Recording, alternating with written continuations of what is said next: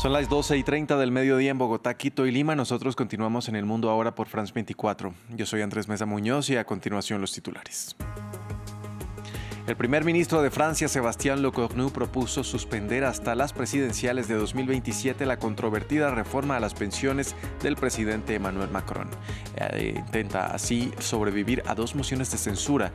El premier también prometió que no usará el artículo 49.3 para aprobar leyes por la fuerza. Andry Rajoelina dice seguir siendo el presidente de Madagascar luego de que el líder del ejército dijo haber tomado el poder tras la presunta salida del país y posterior destitución del mandatario.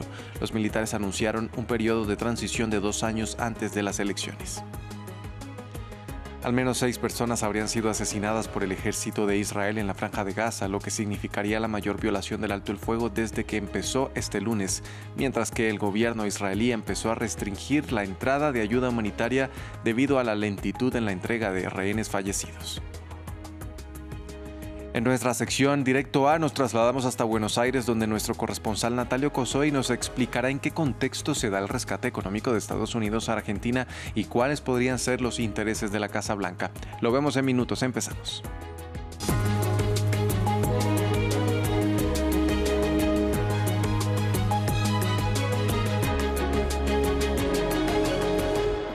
Vamos a iniciar en Francia. El primer ministro Sébastien Lecornu dio su discurso de política general en la Asamblea Nacional para intentar conseguir la confianza de los diputados. Entre otras declaraciones, anunció la suspensión de la reforma de las pensiones hasta las presidenciales de 2027 y descartó el uso del controvertido artículo 49.3 para aprobar leyes por la fuerza, medidas que convencieron a los socialistas y evitarían la moción de censura. Todavía sigue en suspenso, pero Sébastien Lecornu quizás dio un paso clave para salvar su segundo gobierno. Bajo los aplausos de los socialistas, el primer ministro francés anunció la suspensión de la controvertida reforma pensional adoptada en 2023, una medida que costará 400 millones de euros al Estado en 2026, explicó. Este otoño propondré al Parlamento que suspendamos la reforma de las pensiones de 2023 hasta las elecciones presidenciales. No se producirá ningún aumento de la edad a partir de ahora hasta enero de 2028, tal y como había solicitado precisamente la CFDT. Además, la duración del seguro también se suspenderá y se mantendrá en 170 trimestres hasta enero de 2028. Además, Sébastien Lecornu descartó el uso del artículo 49.3 que permite al gobierno adoptar un proyecto de ley sin voto de los diputados, excepto si ellos logran censurar al gobierno. También expresó querer una contribución excepcional de los más ricos en el próximo presupuesto, medidas que podrían permitir a su gobierno evitar ser derrocado. Los socialistas aceptaron no censurarlo de inmediato, pero esperan otros cambios en el plan de presupuesto. Queríamos la garantía de un debate leal y abierto. Usted nos lo está prometiendo. Estaremos atentos a que sus palabras se traduzcan en actos. Hacemos una apuesta. Es una apuesta arriesgada y solo el futuro nos dirá si fue buena o no. Sin embargo, la Francia Insumisa y Agrupación Nacional ya prometieron censurar al nuevo gobierno. Aumenta la incertidumbre en Madagascar. El presidente Andry Rajoelina, quien habría huido del país y fue destituido por los legisladores, dijo que él sigue siendo el máximo líder. Sus declaraciones se dan después de que el ejército anunciara que tomó el poder, que suspendió varias instituciones del Estado y que habrá un periodo de transición de 2 años antes de que se celebren elecciones. El informe es de Samuel Salgado Castro. Cayó el presidente de Madagascar, Andry Rajoelina, tras casi 20 días de intensas manifestaciones. Los militares aprovecharon la huida del mandatario a un paradero desconocido para llenar el vacío de poder. Al mando, el coronel Mikael Randrianirina, de la unidad élite conocida como CAPSAT. A partir de hoy vamos a tomar el poder y a partir de hoy se disuelven el Senado, el Tribunal Constitucional Superior, el Tribunal Superior de Justicia, el Consejo Superior para la Defensa de la Democracia, el Estado de Derecho y el Senado. Eso es todo. Dejaremos que la Asamblea Nacional siga trabajando. Seguiremos trabajando y eso es todo. El coronel también suspendió la Constitución y anunció que formará un gobierno de transición de 2 años. Este martes, la Asamblea Nacional desobedeció la orden de disolución de Rajoelina y votó su destitución. En aplicación del artículo 40.1 de la Constitución, la Asamblea Nacional reunida en sesión extraordinaria aplicará la destitución definitiva del presidente de la República por sus manifiestas incompatibilidades y conflictos de intereses, así como por actividades de naturaleza lesiva para la dignidad de la nación y la unidad nacional. Rajoelina indicó el lunes en un videomensaje que huyó a un lugar seguro sin dar a conocer dónde y que descartaba renunciar. Pero la misma unidad militar que ayudó a Rajoelina en 2009 ahora lo saca del poder de un país cuyos jóvenes reclaman la presencia del Estado, como el acceso al agua y la electricidad. Vamos con noticias de la guerra en Gaza. Hamás acusó a Israel de haber violado el alto el fuego tras el asesinato de al menos 6 civiles, 5 de ellos cerca de la ciudad de Gaza y otros cerca de Han Yunis. El ejército israelí reconoció haber disparado contra quienes se acercaron demasiado a sus tropas tras ignorar el llamado a retroceder. La atención también está puesta ahora en la reconstrucción del enclave, para la cual se necesitarían $70.000 millones según la ONU. En medio de un precario cese el fuego y de un paisaje de ruinas, la construcción parece un horizonte lejano, pero tiene que comenzar por lo más básico, la retirada de escombros. This activity is expected to last for about 2 months. Se prevé que esta actividad dure unos 2 meses. No disponemos de suficiente equipo, cargadoras ni excavadoras para llevar a cabo este trabajo, por lo que contamos con la ayuda del sector privado. Por eso es posible que lleve algún tiempo. Hoy comenzamos con la ayuda del Comité Catarí, que está empezando a apoyar al municipio de Gaza para abrir las carreteras. Según las autoridades gazatíes, el 90% de las calles están completa o parcialmente destrozadas por la guerra, y según la ONU el coste total de la reconstrucción será severo. La evaluación rápida de daños y necesidades realizada conjuntamente por la ONU, la Unión Europea y el Banco Mundial estima que se necesitan $70.000 millones para la reconstrucción de Gaza. Eso significa que también en los próximos 3 años se necesitarán alrededor de $20.000 millones. Un cese el fuego que permite a los palestinos recuperar cadáveres y reconstruir el enclave, porque aunque el futuro de Gaza siga en una mesa de negociación para abordar las siguientes fases del fin de la guerra, sus ciudadanos deben poder habitarla. El plan de cese el fuego de Trump, aprobado por Hamás e Israel, es evasivo sobre la reconstrucción. Menciona reconstruir y revitalizar la franja con un panel de expertos, además de propuestas de inversión que crearían empleos. También puso puño y letra. Su plan dice textualmente: nadie será obligado a abandonar Gaza y animaremos a la gente a quedarse. De otro lado, funcionarios israelíes afirmaron que el gobierno decidió restringir la entrada de ayuda humanitaria, cortando el paso a través de Rafah debido a la lentitud de Hamás para entregar a los rehenes muertos. Según los términos del acuerdo de alto el fuego, el grupo islamista debía devolver los restos de los 28 rehenes israelíes asesinados. Sin embargo, solo ha regresado a Israel 4 cuerpos, aunque recientemente Hamás informó que devolvería 4 más durante la noche de este martes. En este hangar sumido en la oscuridad, los cuerpos de 4 rehenes asesinados en cautiverio en Gaza son finalmente entregados por Hamás, un convoy de la Cruz Roja con destino a Israel, quien los identificó. Entre ellos el de Bipin Joshi, estudiante nepalí de 24 años que trabajaba en una granja del Kibbutz Alumim en el momento de su secuestro. El alivio de ver sus restos mortales de vuelta en suelo israelí se vio rápidamente sustituido por la ira de las familias de las otras 24 víctimas cuyos cuerpos siguen desaparecidos. Se trata de una violación flagrante del acuerdo por parte de Hamás. Esperamos que el gobierno israelí y los mediadores tomen medidas inmediatas para reparar esta grave injusticia. El domingo, las autoridades israelíes habían dicho que no esperaban que todos los rehenes fallecidos fueran devueltos el lunes, pero ante el número de cadáveres que faltan, el ejército israelí insta a Hamás a acelerar el proceso. Exigimos que Hamás respete su parte del acuerdo. No cesaremos hasta que todos los rehenes se reúnan con sus familias y sean enterrados en Israel. Hamás ha admitido que desconoce el paradero de los restos mortales de algunos rehenes fallecidos. Podrían estar enterrados bajo los escombros del vasto campo de ruinas en que se ha convertido la Franja de Gaza. El grupo palestino había advertido que sería difícil cumplir el plazo impuesto por el acuerdo para devolver los restos mortales. Actualizamos la situación en Ucrania. Kiev denunció este martes que un ataque ruso contra 2 camiones del Programa Mundial de Alimentos de la ONU en la provincia ucraniana de Jersón, en el sur del país, sin dejar víctimas mortales. Mientras tanto, el ejército ruso continúa su ofensiva contra la infraestructura energética. Nuestra enviada especial a Kramatorsk, Catalina Gómez Ángel, nos amplía.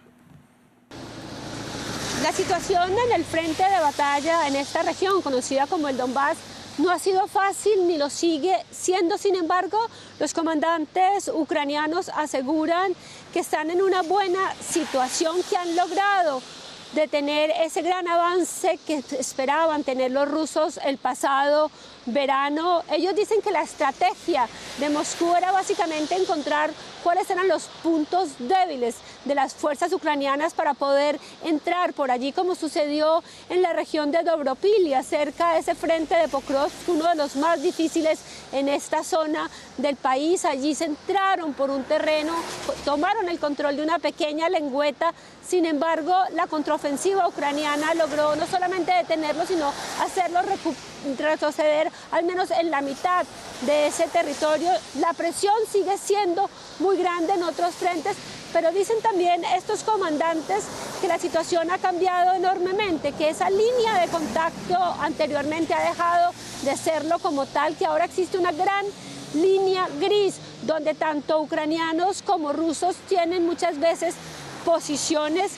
Los rusos lo que hacen es mandar pequeños grupos de hombres solamente con su arma para ir avanzando y tomando algunas trincheras, ir avanzando en esas posiciones. Allí también se encuentran muchas veces los ucranianos, pero todo lo cambia y todo lo dominan los drones, para bien y para mal. Esos drones logran detener el avance de esos pequeños grupos porque lo ven todo en el terreno. Sin embargo, también hace más difícil la lucha para los ucranianos, especialmente para llegar y para salir de esas trincheras, lo que hace que tengan que pasar mucho más tiempo allí y hace que la logística sea más complicada, utilizando esos drones bombarderos para llevarles comida, armamento y también medicinas, o para tratar a los heridos, que ahora toca retirarlos de allí del frente, muchas veces con drones terrestres por las dificultades de acceso a los vehículos. En otras noticias de Ucrania, el presidente Volodymyr Zelensky retiró la ciudadanía al alcalde de la ciudad de Odessa al incumplir la ley que impide a los ucranianos tener nacionalidad rusa. El Servicio de Seguridad Nacional publicó lo que parecía ser una fotocopia del pasaporte ruso con el nombre y rostro de Gennady Torkanov, quien negó los hechos y dijo que llevaría su caso a los tribunales. Las acusaciones de doble nacionalidad lo han perseguido a lo largo de su carrera política. En Estados Unidos, el presidente Donald Trump recibe hoy a su homólogo argentino Javier Milei en la Casa Blanca. Un encuentro que se da poco después de que el secretario del Tesoro estadounidense anunciara la compra de pesos argentinos para inyectar liquidez de dólares a la economía del país sudamericano, y en medio de críticas de los demócratas hacia Trump, a quien acusan de priorizar los rescates financieros extranjeros mientras el gobierno permanece paralizado a falta de un acuerdo sobre el financiamiento. Vamos con nuestra sección Directo A. Y nos trasladamos a esta hora a Argentina porque hoy el presidente de este país se encuentra reunido ya en la Casa Blanca con su homólogo estadounidense Donald Trump, justo después de que Washington brindara apoyo económico al país sudamericano con el intercambio de dólares por pesos argentinos. Para hablar de este tema saludamos en Buenos Aires a nuestro corresponsal Natalio Cosoy. Natalio, ¿qué tal? Muy buenas tardes para usted. Cuéntenos, ¿cuál es la situación actual de Argentina que hace que Milei esté recibiendo este tipo de ayuda? Hola, ¿qué tal? Bueno, hay dos elementos. Uno es el económico y el otro es el político, y los dos son difíciles para el gobierno de Javier Milei. En lo económico tenemos bajas reservas en el Banco Central y eso le genera una dificultad al gobierno de intervenir en el mercado de cambios con venta de dólares para contener la suba de la divisa estadounidense, algo que intenta para mantener la raya y de esa forma también ir conteniendo esta inflación que el gobierno había logrado desacelerar, pero que aún habiendo desacelerado, y esto también tiene que ver con la situación económica, no ha generado un contexto en el que le sea fácil a los argentinos llegar a fin de mes, el día a día de su vida cotidiana, además en un contexto en que la economía no termina de reactivarse. Y también La necesidad de respaldar por parte de Estados Unidos tiene que ver con darle seguridad a los inversores en Argentina, a los mercados en Argentina, para que también haya una suerte de garantía de que Argentina va a estar en condiciones de pagar sus deudas. Eso por el lado económico. Por el lado político venimos de semanas y meses de caída en la imagen de Javier Milei, de caída en la confianza del gobierno, todo de cara a las elecciones que se van a dar en poquito más de 2 semanas,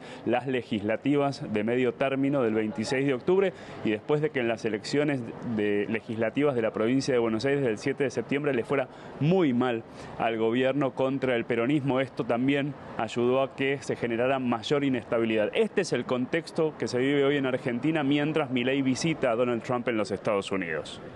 Natalio, ahora, ¿qué hay detrás de este rescate de Washington? ¿Cuáles podrían ser los intereses de Donald Trump en la nación sudamericana a cambio de esta ayuda? Bueno, en principio hay una cuestión ideológica y de estar respaldando un gobierno que se alinea firmemente y sin fisuras con Estados Unidos en la región, pero también es un gobierno que se alinea a nivel global con Estados Unidos, votando como vota Estados Unidos en Naciones Unidas, respaldando permanentemente a Donald Trump y sus decisiones de gobierno. También está, y esto apareció en las palabras de Scott Bessent, el secretario del Tesoro de Estados Unidos, un interés por parte de Estados Unidos de, si se quiere, desplazar a China en la región, en Argentina, poner una presencia estadounidense más fuerte, de forma que esta disputa que se da a nivel global entre China y Estados Unidos, en esa disputa Estados Unidos puede hacer pie en Argentina tratando de correr a China. Y también aparecen menciones de especialistas de algunos elementos que existen en Argentina y que pueden ser de interés estratégico para Estados Unidos, como el uranio, el litio y las tierras raras. Hay que ver, y esto nos vamos a enterar si llega a haber alguna declaración y cuando empiece en algún momento a conocerse más detalles de en qué podría consistir específicamente la ayuda de Estados Unidos, si hay algún tipo de condicionalidad específica que tenga que ver con estas cuestiones que yo estoy mencionando. Eso lo sabremos efectivamente si hay declaraciones concretas, explicaciones concretas y publicaciones de documentos que se firmen entre ambos países, y para eso vamos a tener que esperar. Así será, Natalio. Muchas gracias por este informe desde Buenos Aires. Pasamos ahora a nuestro reportaje del día. El gobierno italiano aprobó la construcción de un puente colgante entre Sicilia y la península italiana. Tendría una longitud de 3.300 metros sobre el agua y una altura de 400 metros. Ha sido diseñado para permitir el paso de casi 140.000 vehículos al día. El proyecto, con un coste estimado de 13.500 millones de euros, ha sido presentado por Roma como un activo estratégico para la defensa de la OTAN. Sin embargo, la iniciativa ha recibido muchas críticas. Quienes se oponen al plan lo consideran un costoso espejismo que probablemente fracasará. Para Rosa, esta costa no es solo un paisaje. Vive en Messina, a pocos metros del mar que separa Sicilia de Calabria. Mire, ese es el estrecho de Messina. Realmente me siento ciudadana del estrecho. Es increíble ver Calabria justo enfrente, con el mar que nos une. Pero este paisaje podría cambiar pronto, porque aquí es donde el gobierno italiano planea construir uno de los proyectos de infraestructura más ambiciosos de Europa, el puente de Messina, que conectaría la isla de Sicilia con el continente. Me cuesta imaginar un monstruo de acero y concreto construido aquí, que se alce sobre nuestras cabezas. Justo ya habría un pilar de 400 metros. La casa de Rosa está dentro de la futura zona de construcción y por lo tanto desaparecería. Sería demolida para dar paso al puente. Vivo con miedo.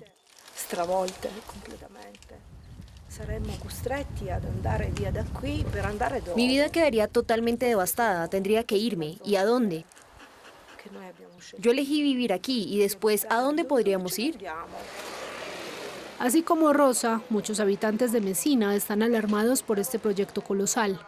Esta tarde los miembros del Comité No Ponte se organizan. La Corte Constitucional aún debe pronunciarse sobre la legitimidad y el proceso del proyecto. El comité ha lanzado una petición para llamar la atención del alcalde y denunciar lo que consideran un desgaste innecesario de fondos públicos. El costo estimado del puente supera los 13.000 millones de euros.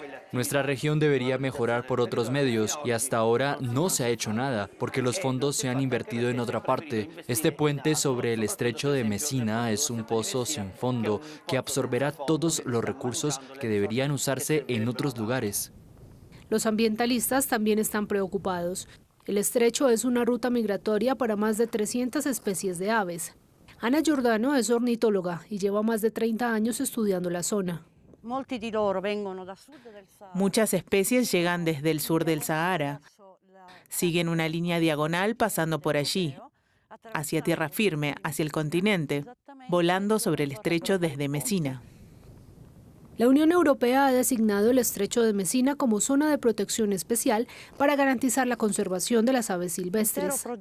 El proyecto sería catastrófico para millones y millones de aves, año tras año, desde todas las especies, desde las más raras hasta las más comunes, lo que provocaría un declive irreversible en sus poblaciones. A pesar de las críticas, el alcalde de Messina apoya la iniciativa. Ve en ella una oportunidad para hacer Sicilia más accesible y dinamizar la economía de una de las regiones más pobres de Italia. Se estima que la construcción generaría más de 100.000 empleos. Este puente debería acelerar el desarrollo, con infraestructura para el Mezzogiorno que podrían desarrollar y mejorar las conexiones de transporte en toda Sicilia, e inversiones para mi ciudad, por ejemplo, la construcción de un metro. Más allá de las consideraciones económicas, los desafíos técnicos son enormes. El estrecho está expuesto a fuertes vientos y se encuentra en una de las zonas sísmicas más activas del continente. Aquí podemos ver las fallas tectónicas en la superficie que se consideran activas en la zona del estrecho. Las que están en rojo corresponden a las áreas estructurales propuestas para el puente, por ejemplo esta, que está justo debajo de uno de los dos pilares. La zona ya ha sido golpeada por terremotos devastadores, como el de 1908, que causó cerca de 70.000 muertes. Terremotos como el de 1908 volverán a ocurrir. Tenemos estimaciones sobre cuándo podría suceder uno de magnitud similar. Es muy lejano en el tiempo, sería dentro de unos 1.000 o 1.500 años. Por ahora, el proyecto sigue esperando las autorizaciones administrativas finales. Si recibe luz verde definitiva, la construcción podría durar más de una década.